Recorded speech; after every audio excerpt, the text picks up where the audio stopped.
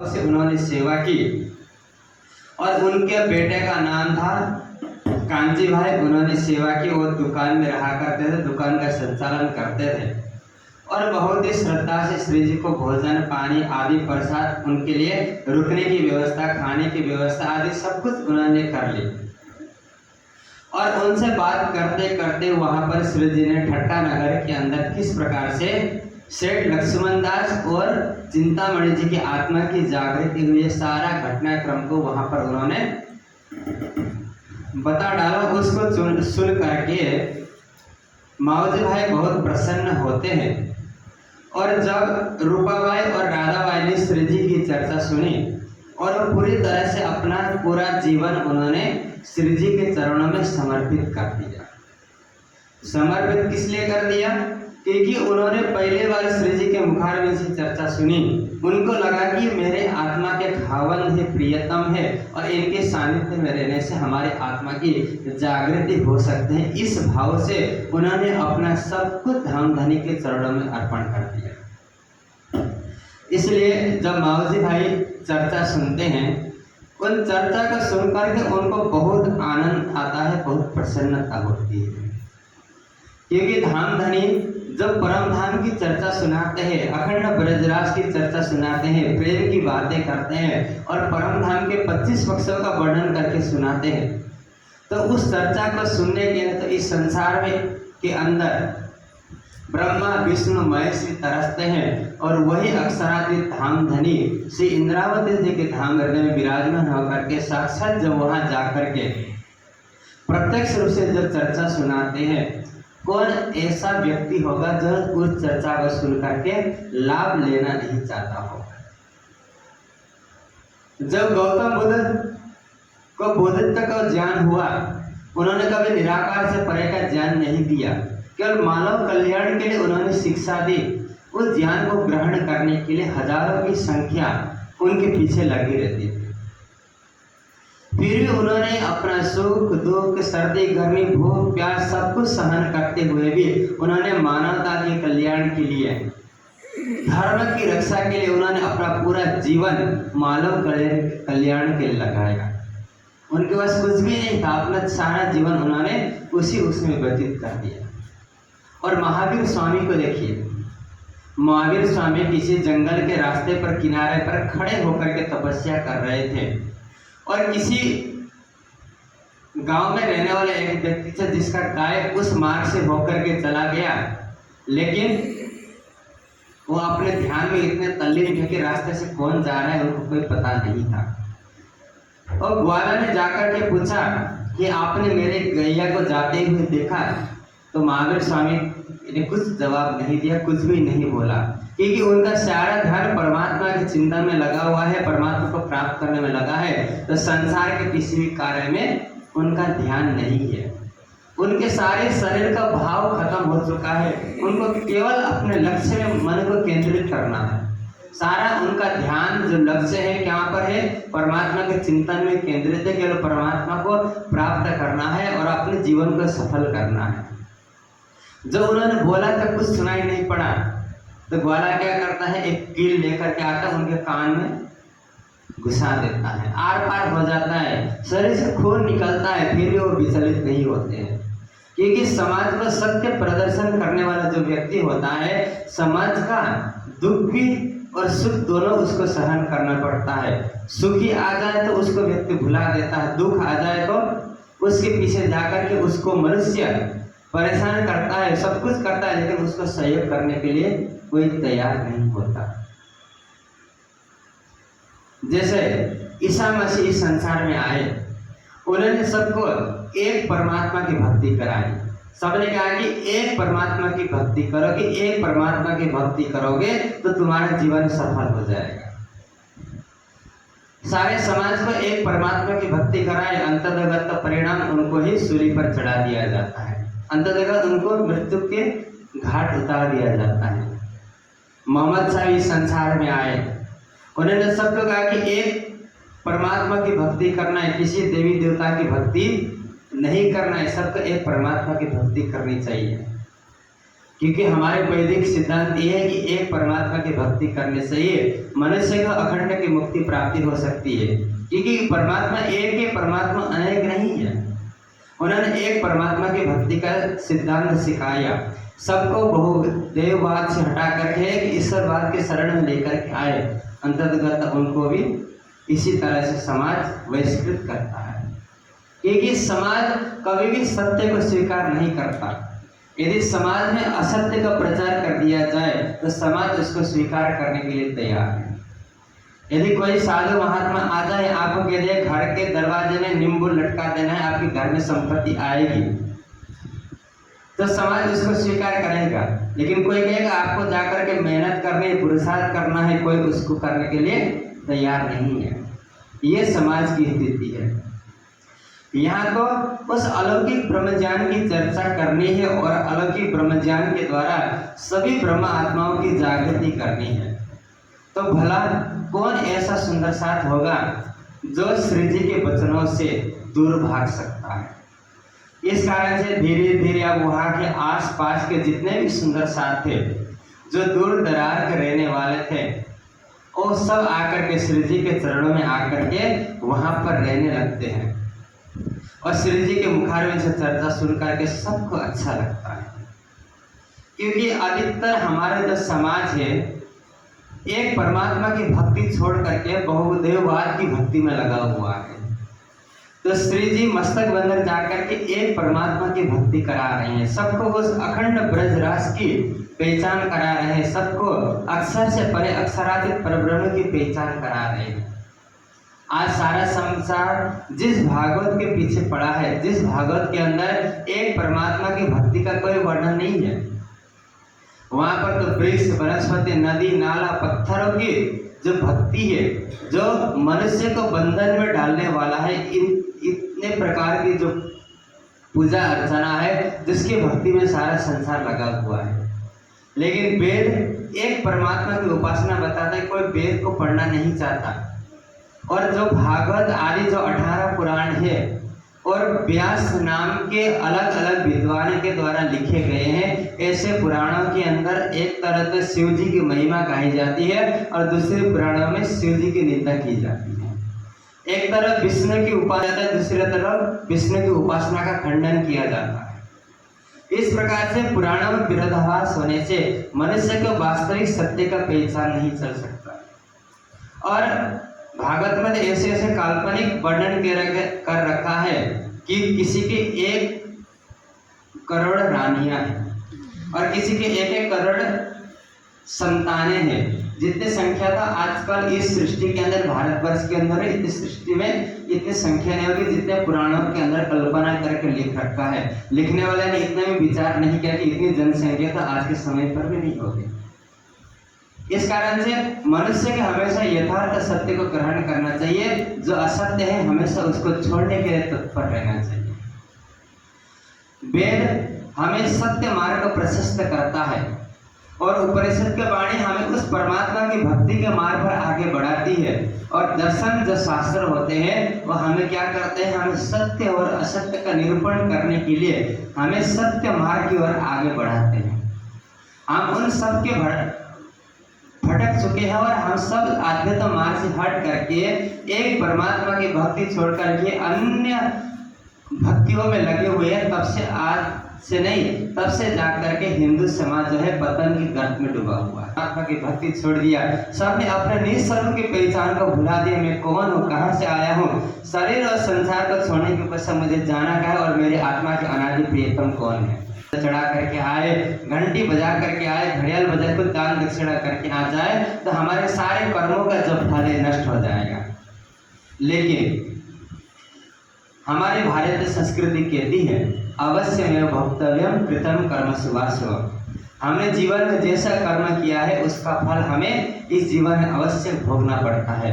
यदि हमने अच्छा कर्म किया है तो हमें संसार में अच्छा फल मिलेगा, यदि बुरा कर्म किया है तो हमें संसार में बुरा फल भोगना पड़ेगा।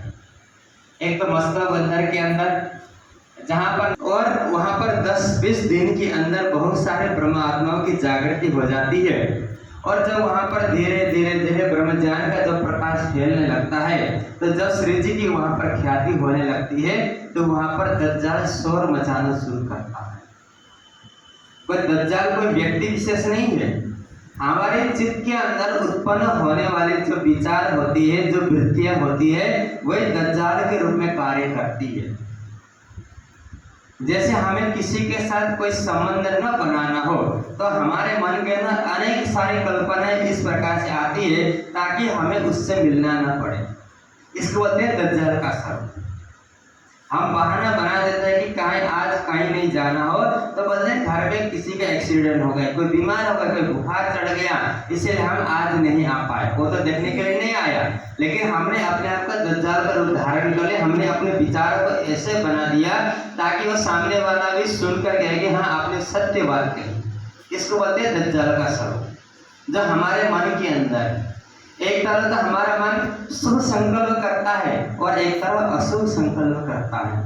एक तरफ तो मन सोचता है कि सतगुण की अवस्था में हम सबके कल्याण के लिए कार्य करें, और एक तरफ सोचता है कि इसका जल्दी विनाश हो जाए। इसको बोलते हैं दज्जाल का स्वरूप। वहां पर एक मस्तक बंदर के अंदर यह स्थिति सुंदर साथ के साथ होती है, और वहां पर जितने भी वहां आते थे सबने उस चीज को सुना, लेकिन वहां पर जो पंडित पुजारी रहा करते थे उनके मन के अंदर ये खटपट शुरू हो गई कि ये कहां से ये महात्मा आ गए। सब उनके पीछे भागे भागे जा रहे हैं और हमारे पास कोई भी चर्चा सत्संग सुनने के लिए नहीं आ रहा है।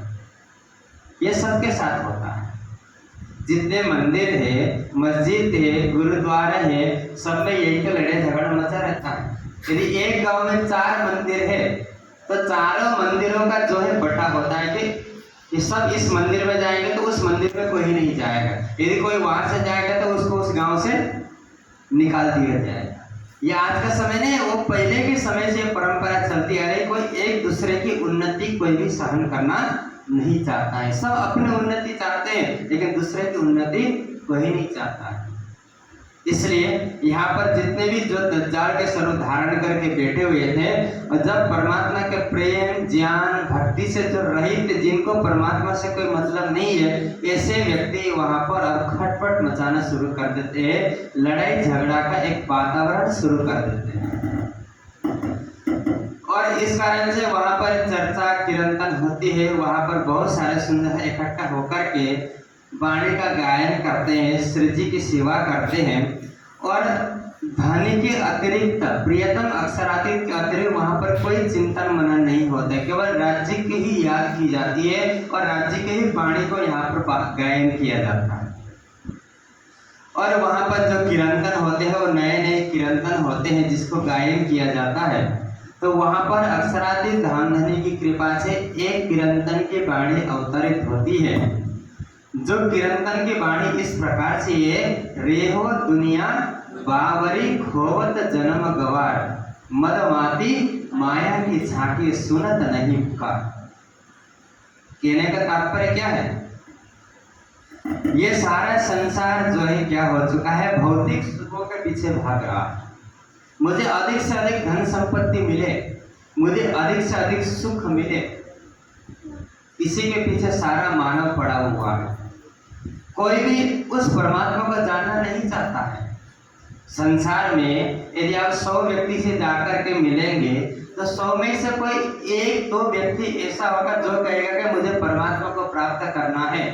लेकिन 99% व्यक्ति ऐसे होते हैं जो नहीं चाहता कि मुझे परमात्मा को प्राप्त करना है।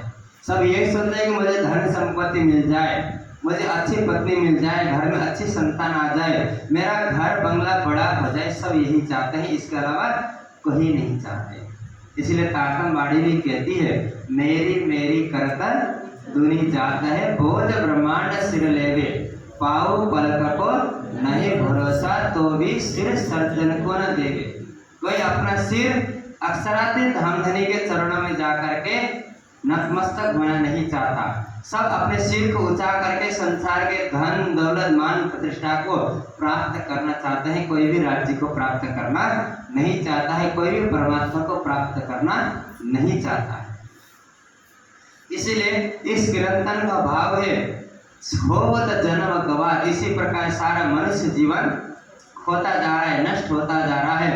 एक तो 84 लाख योनि भोगने के पश्चात उत्तम मानव तन मिलता है, और मानव तन में भी उत्तम मनुष्य शरीर मिलता है, और उत्तम मनुष्य तन में भी इस भारतवर्ष के अंदर मानव जीवन मिलता है। और इस मानव जीवन के अंदर भी जहाँ पर ब्रह्म ज्ञान का श्रवण करने का अवसर मिलता है, जहाँ पर साक्षात ब्रह्म सृष्टियों के चरण रज पड़े हो, ऐसे सृष्टि में हमें जन्म मिला है, तो हमारे लिए तो सौभाग्य की बात है। लेकिन सारा संसार उस चीज को प्राप्त नहीं करना चाहता। सारा संसार सुख सुविधा के पीछे भागा हुआ है। इसलिए कोई भी उस परमात्मा को प्राप्त करना नहीं चाहता, कोई भी आत्मिक शांति को प्राप्त करना नहीं चाहता, कोई भी अपने निज स्वरूप को जानना नहीं चाहता है। जब तक हम निज स्वरूप को नहीं जानेंगे तब तक हम जन्म मरण के चक्र से नहीं छूट सकते। यदि जन्म मरण के चक्र से छूटना है तो हमें निज स्वरूप को जानना होगा, अपनी अंतरात्मा की पुकार को हमें सुनना पड़ेगा। आज सारा संसार का प्राणी दुखी किस लिए है? क्योंकि अपने लिए सब कुछ करता है, समाज के लिए, देश के लिए कोई करने को तैयार नहीं है। पहले के समय पर देखेंगे तो हरियाली, वृक्ष, वनस्पति हुआ करती थी। मनुष्य पेड़ों के नीचे रुकने के लिए भी तैयार है, लेकिन आज ढूंढने के लिए कहीं वृक्ष, वनस्पति, पेड़ पौधे नहीं मिलेंगे। बड़े बड़े बिल्डिंग मिलेगी, सोसाइटी मिलेगी, बड़े बड़े घर मिलेंगे, घर के आगे 4-5 कारें खड़ी रहेगी, लेकिन घर के आंगन में किसी में पेड़ मिलेगा?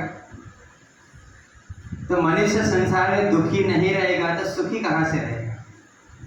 मनुष्य संसार में दुखी ही रहेगा, सुखी नहीं रह सकता, क्योंकि हमें शुद्ध वातावरण नहीं मिल पा रहा है और शुद्ध खान पान नहीं है। और हमारे जो प्राकृतिक वातावरण दूषित होने से संसार में कुछ न कुछ रोग उत्पन्न होता रहता है, और मनुष्य 24 घंटे दुखी रहता है, हमेशा टेंशन में रहता है। पता नहीं चलता कि मनुष्य सुखी है दुखी है। दिखने में तो अच्छा दिखता है, लेकिन उसके अंदर गहराई से जाकर के देखेंगे मनुष्य 99% कैसा रहता है? दुखी रहता है। वो सोचता है कि कब मुझे सुख मिल जाए, लेकिन सुख ऐसे मिलने वाला नहीं है। उसके लिए हमें उसी प्रकार के कार्य भी करना पड़ेगा। हमने बड़े बड़े पहाड़ को तोड़ करके फैक्ट्री तो लगा दी, लेकिन बड़े बड़े समुद्र में बांध बांध के हमने घर तो बना लिया, लेकिन हमने अपने जीवन को इस भवसागर से पार ले जाने के लिए हमने कितना प्रयास किया। जितनी मेहनत हमने अपने 70 साल जीने वाले शरीर के लिए किया, लेकिन जो अंदर बैठे हुए जो शुद्ध चैतन्य जो आत्मा है, जो अविनाशी है, जो कभी माता के गर्भ में नहीं आती है, जिसका कभी मरण नहीं होता, जिसका कभी जन्म नहीं होता है, उस आत्मा के कल्याण के लिए हमने कितना प्रयास किया। कभी हमने आत्मनिरीक्षण करके देखा? यदि आत्मनिरीक्षण करके देखेंगे तो संसार में अधिकतर व्यक्ति 99% यही व्यक्ति है जो केवल अपने सुख सुविधा के लिए, इसलिए केवल शरीर के सुख सुविधा के पीछे हम लगे रहते हैं, लेकिन आत्मा कल्याण के लिए हम कभी भी कोई कार्य नहीं करते। इसी कारण से यहाँ पर श्री जी कहते हैं, रेहो दुनिया बावरी खोवत जन्म गवर, मदमाती माया के छाके सुनत नहीं पुकार। इतने अधिक माया में आकर के मदमस्त हो गए हैं कि हमें कभी धनी की वाणी हमें पुकार सुनाई नहीं पड़ रही है।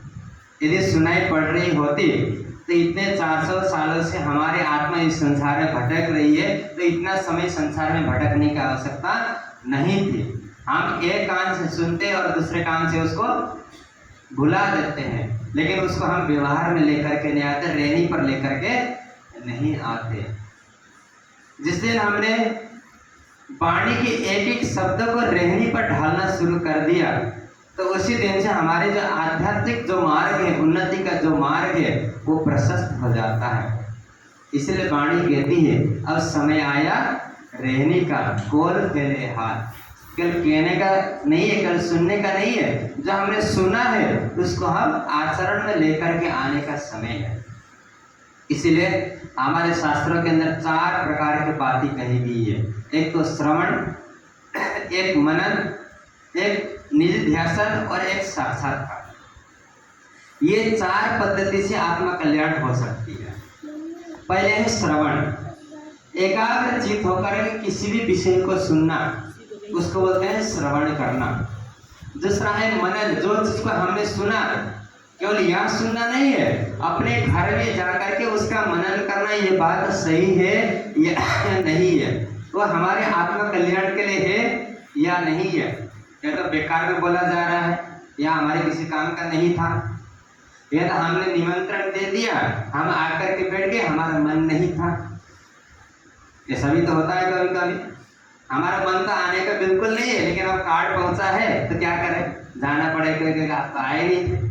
जब मनन करेंगे तो वो बात हमारे लिए अच्छी लगेगी, हाँ ये हमारे आत्मा कल्याण के लिए है, तो हमें क्या करना है, फिर निधिध्यासन करना है। निधिध्यासन करने का तात्पर्य क्या है, उसको पक्का कर लेना है कि जैसे यहाँ कहा गया आपको जाकर के चितवनी करनी है, तो घर में जाकर के चितवनी करनी है। ऐसे नहीं कि दिखावे के लिए 5 मिनट आंख बंद करके बैठ दिया और कोई आगे बैठ गया और तो चितवनी कर रहे हैं, कितने देर कर लिए पता नहीं, 2 मिनट कर ले और जैसे चले गए चितवनी बंद। ऐसा नहीं करना है, इसको बोलते हैं निधिध्यासन करना, अच्छी तरह से गहराई से करना कि ये मेरे लिए ही है और किसी के लिए नहीं है, मेरे लिए कहा जा रहा है। डॉक्टर क्या कहता है, मैंने आपको 4 गोली लिख दी है, आपको घर में ले जा करके भोजन खाने के आधे घंटे के बाद खाना है। उस दवाई को हम अलमारी के ऊपर रख दें और आधे घंटे तक देखते रहे तो हमारे बुखार उतर जाएगा, उतरेगा नहीं उतरेगा, उसको पानी के साथ खाना पड़ेगा, तभी तो बुखार दूर होगा। इसी तरह से हमने जो चीज सुना, श्रवण निधिध्यासन पक्का कर लिया कि हमारे लिए ही है, तो निधिध्यासन करके पक्का हो गया था, वो साक्षात्कार की पद्धति पर रहने के मार्ग पर चलना पड़ेगा, उसको मन वचन कर्म से उसको पालन करना पड़ेगा। ये 4 पद्धति से आत्म तत्व का जो ज्ञान है, प्रकाश है, वो क्या हो जाता है, अंकुरित होने लगता है, धीरे धीरे धीरे जाकर। होता है नहीं होता है? यदि स्कूल में गए और टीचर ने पढ़ा दिया और घर आकर के विद्यार्थी होमवर्क ना करे, उसको याद ना करे, तो दूसरे दिन स्कूल जाने का कोई फायदा है नहीं है। इसी तरह से इसलिए जीवन में ये 4 चीजें बहुत ही महत्वपूर्ण है, श्रवण, मनन, निधिध्यासन और साक्षात्कार की पद्धति, जिसके द्वारा हमारी आत्मिक उन्नति हो सकती है। यदि आत्मिक उन्नति नहीं हो रही है तो हमें समझ लेना चाहिए कि उस मार्ग पे हमारे लिए कोई रुचि नहीं है, कोई इच्छा नहीं है, हम उस मार्ग पर जबरदस्ती चल रहे हैं। तो इस अग्नि की ज्वालाएं धधक रही है तो राज्य उसी दिल में आके विराजमान होंगे नहीं होंगे। इसलिए ब्रह्मा आत्माओं का दिल को अर्श कहा गया है, इसलिए जिस दिल को अर्श कहा गया, हमें उस दिल को भी अर्श करना पड़ेगा, उस दिल को भी पवित्र करना पड़ेगा, तब जाकर के राज्य हमारे दिल के अंदर विराजमान हो जाएंगे। इसीलिए यहाँ पर कहा गया है, तो भूलना महामत, संभर अपना आप, सब सियाने अपने काम में लगे, तो है बिरह धाम कताब। इंद्रावती की आत्मा स्वयं के लिए कह रही है यहाँ पर, तो भूलना महामत, हे महामती की आत्मा, तुम्हें कभी इस बात को नहीं भूलना है कि राज्य ने तुम्हें इस संसार में ब्रह्मात्माओं की जागृति करने के लिए यहाँ पर भेजा है, तो अपने आप को संभाल करके चलना है, अपने काम में लगे। और संसार में जो बुद्धिमान कहलाने वाले जो मनुष्य प्राणी है, वो संसार के अपने अपने कार्य में लगे हैं, और होते भया भय माँ जी का इतकाम, चर्चा मीठी लगे इनको दाखिल हुआ निधाम। जब श्री जी ने इतने प्रकार से अच्छी तरह से उनको समझाया, तब उनकी आत्मा की जागृति हो गई। तो बहुत दिन चर्चा सुनाते सुनाते जब सुंदर साथ की आत्मा जागृति में कुछ कमी रह गई, तो श्री जी ने एक दिन चर्चा करते करते दिन की चर्चा में माऊजी भाई की खंडनी कर दी। श्री जी ने कहा कि आप दिन भर दुकान में बैठे रहते हैं और आध्यात्मिक मार्ग पर आगे नहीं बढ़े, आपको चित्तवनी करेंगे, आत्मा की जागृति कब करेंगे? ऐसा करके उन्होंने श्री जी ने खंडनी कर दी। अब आत्मा को तो पहचान है कि ये मेरे आत्मा के धनी है, लेकिन खंडनी कोई सुनने के लिए तैयार नहीं होता है। तब अब माऊजी भाई ने सोचा कि रात्रि कालीन का समय है, कांजी भाई तो उनके बेटे दुकान संभालता है, अपने दुकान को चले जाते हैं अपने बेटे को तो चर्चा सुनने के लिए रहते थे, किवाड़ बंद करके दुकानें पड़ जाते हैं। अब क्या होता है, अब उन्होंने सोचा कि मैं एक तो नदी के किनारे से श्री जी को अपने घर में लेकर के आया, हाँ, और एक तो मैंने उनके भोजन की व्यवस्था की, घर में रुकने की व्यवस्था की, और मेरे ही यहाँ पर खंडन किया जा रहा है, इसलिए सोचता है कि मैं अब चर्चा सुनने नहीं जाऊंगा। उन्होंने दृढ़ निश्चय किया कि मुझे चर्चा सुनने के लिए तो जाना ही नहीं। अपने बेटे को भेज दिया और दुकान में किवाड़ा बंद करके बैठ जाते हैं। मेरे से कॉमिक से कमी हो गई, जिस कारण से मुझे यहाँ पर फटकार लगाई गई। इस चीज में उन्होंने कभी विचार नहीं किया और इस कारण से वो नहीं गए। जब सोया रात को अपनी दुकान में, जब अपनी दुकान में रात का 9 बजे का समय था, 9-10 बजे का समय, अपनी दुकान में जाकर के एकांत में जाकर के सो जाते हैं। तब क्या होता है, राते मारा तमाचा राज ने, बोले श्री रघुनाथ प्यारे की जय। और राज्य ने क्या मारा, उनको तमाचा मारा। राज्य किसी को तमाचा मारते हैं, लेकिन राज्य के जोश की शक्ति ने आकर के उनको क्या किया, एक थप्पड़ लगा दिया गाल में। जैसे उठ करके देखा, अंधेरा था। आज के समय तो ऐसा नहीं कि कुछ लाइट बंद कर दिया, थोड़ा सा देख के मोबाइल देखा, कौन कमरे में, वहाँ था नहीं ऐसा। नदी के किनारे कौन सी लाइट की व्यवस्था होती थी पहले के समय पर। आज बहुत सारे गांव घर में लाइट नहीं होती है। उन्होंने मशाल जलाई और पूरे कमरा छान मारा, दरवाजा देखा खुला था, कोई किसी ने आके तमाचा मार दिया, देखा कीवाड़ी बंद पड़ा है, खिड़की बंद है, सब कुछ बंद है, ठीक ठाक है। तब उन्होंने सोचा गलती हो गई, श्री जी ने थोड़ी सी खंडन की और मैं चर्चा सुनने के लिए नहीं गया, इसी का परिणाम समझ मुझे यहाँ पर ये दुख भोगना पड़ रहा है। और सोचा कि रात को ही जाकर के श्री जी से मिला, और रात के समय पर बंदर ग्रह में चलना तो खतरे की घंटी है। तो उन्होंने सोचा सुबह तक की प्रत्येक रात भर उनको नींद नहीं है, कब जाकर के मैं श्री जी के चरण में जाऊं और जाकर के माफी मांगूं। जैसे जैसे सुबह 5 बजे का समय होता है, श्री जी वहाँ पर पहुंच रहे होते हैं, तो 5 बजे जाकर के दरवाजा खटकाया और सुंदर दरवाजा जी के चरण में जाकर के नतमस्तक हो जाते हैं, क्षमा मांगी, सारे कुछ घटना को बताया और वहां से जाकर के निष्ठा भाव से श्री जी की सेवा में लग जाते हैं। सुमिरन सब करे, सुख में करे ना कोई, सुख में सुमिरन सब करे, दुख आए को होए। हम भी तो आजकल ऐसा ही करते हैं।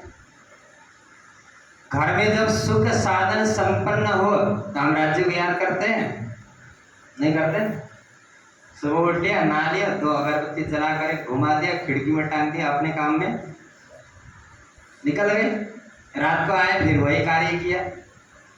लेकिन हमने कभी राज्य को श्रद्धा से याद किए नहीं ना। अखंड पाठ रख लेते हैं, गोटा पारायण रख लेते हैं, गुम्बद जी दर्शन करने चले जाते हैं, वहां जाकर कान पकड़ करके माफी मांगते हैं, हम धानी कहीं गलती तो नहीं हुई। करते नहीं करते, करते।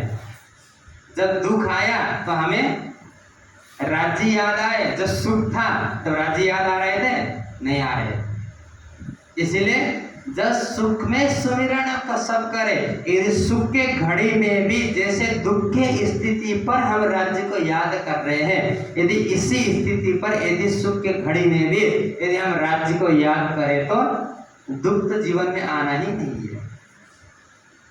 इसलिए सुख हो या दुख हो, हर पल हर क्षण अष्टपहर 64 घड़ी पल पल हमें क्या करना है, राज्य को याद करना है, राज्य को हमें भूलना नहीं है। जिस दिन हम राज्य को भूलेंगे उसी दिन हमारे जीवन में दुख कष्ट मंडराना शुरू कर देगा। इसलिए राज्य को हमें पल पल याद करना है। सुबह उठते ही सबसे पहले राज्य को याद करना है, आधा घंटा हम राज्य को याद करें। सुबह उठते सबसे पहले क्या करना चाहिए, राज्य को याद करना चाहिए। भले आधा घंटा करें या 10 मिनट 15 मिनट करें, लेकिन आंख बंद करके राज्य को याद करें, ताकि हमारा दिन भर का कार्य जो है सुधर जाए और हमारे जीवन भी सफल हो सके। अंतःचेतना के अंदर, हमारे अंतर मन के अंदर वो संस्कार क्या हो जाए, फिट हो जाए, ताकि सुबह उठते ही हमारा मन राज्य में लग जाए और सोते समय जैसे ही हम भूल भी जाए तो अवचेतन मन के अंदर वो सारी क्रिया जा करके बैठ जाती है। तो रात को बैठते क्या होगा, सोने से पहले सोचेंगे कि आज राज्य का हमने याद नहीं किया, तो हम आंख बंद कर फिर राज्य को याद करेंगे। यदि इसी क्रिया को लंबे समय तक करते रहेंगे तो वो क्रिया क्या हो जाएगी, ऑटोमेटिक शुरू हो जाएगी। उसको कोई मेहनत करने की आवश्यकता नहीं है। अभी तो हम बैठेंगे आंख बंद करके, कभी तो काला अंधेरा दिखाई पड़ेगा, हाँ, कभी तो घर के बहुत सारे काम दिखाई पड़ेंगे, किससे लोन ले रखा है उसका कितना जा करके चुकाना है। आ करेंगे तो सब कुछ राज्य करने वाले हैं, हम राज्य को तो भुला देते हैं और संसार कार्य में लगे रहते हैं। ये मावजी भाई के साथ ऐसा ही हुआ, उन्होंने राज्य को भुला दिया एक छोटी सी वचनों के कारण, तो राज्य के जोश के शक्ति ने जाके तमाचा मारा और उनकी आत्मा की जागृति हो जाती है, अपने भूल प्रायश्चित करने के लिए तैयार हो जाते हैं। लेकिन हमारे जीवन में हमने कितने गलतियां की होगी जिसका कोई हमने प्रायश्चित नहीं किया। जब तारतम बोलते हैं ये सदवानी मत के ले जे इनको साठ, राज्य सद हम रोज क्या करते हैं, झूठ बोलते हैं। झूठ बोलते हैं, सच बोलते हैं। राज्य से हम रोज क्या बोलते हैं, झूठ बोलते हैं। सत्य वाणी का मंथन करेंगे, प्रतिदिन करेंगे। हम प्रतिदिन वाणी तो पढ़ते ही और प्रतिदिन बोलते हैं कि ये सुखदेव ब्रह्म सृष्टि को तो और जब वाणी का साथ तो ग्रहण करूंगा और दूसरे सुंदर साथ को मैं चर्चा सुनाऊंगा और उन सुंदर की आत्मा की जागृति करूंगा और मैं परमधाम के ब्रह्म सृष्टि कहलाऊंगी। हमने कितनी आत्माओं की जागृति की हो। जो ज्ञान हमारे पास है कि हमने अपने बच्चों को दिया नहीं दिया, और ज्ञान केवल हमारे तक सीमित है, तो हम परमधाम के ब्रह्म सृष्टि क्यों कहलाएंगे। एक तो कह रहे कि हम रोज वाणी का मंथन करेंगे और दूसरी आत्मा की जागृति करेंगे तो हम परमधाम के ब्रह्म सृष्टि परमधाम के सुंदर साथ कहलाएंगे। हम अब चिंतन मनन करके देखें कि हम वास्तव में परमधाम की ब्रह्म सृष्टि कहलाने के अधिकारी है या नहीं। केवल चौपाई के 6 तारतम के 6 चौपाई लेने मात्र से कोई परमधाम की ब्रह्म सृष्टि नहीं होता है। केवल 6 चौपाई लेने मात्र से कोई सुंदर साथ भी नहीं होता है। उसको हमें मन वचन और कर्म से अपने रहनी पर लेकर के आना होगा, तब जाकर के परमधाम की ब्रह्म सृष्टि हम कहला सकते हैं। हम उन सुंदर साथ के धरातल पर अपने आप को ढाल करके देखें कि उनके जीवन में से 1% भी कार्य हम कर पा रहे हैं या नहीं कर पा रहे हैं। आज के समय में तो बहुत अधिक सुख सुविधा होते हुए भी हम कुछ नहीं कर पा रहे हैं। उस समय तो दूर दूर से सुंदर साथ आते थे श्री जी की चर्चा सुनने के लिए, फिर भी रात में या दिन और श्री जी के चरणों में बैठ करके चर्चा सुनते थे, फिर भी सबकी आत्मा की जागृति हुई।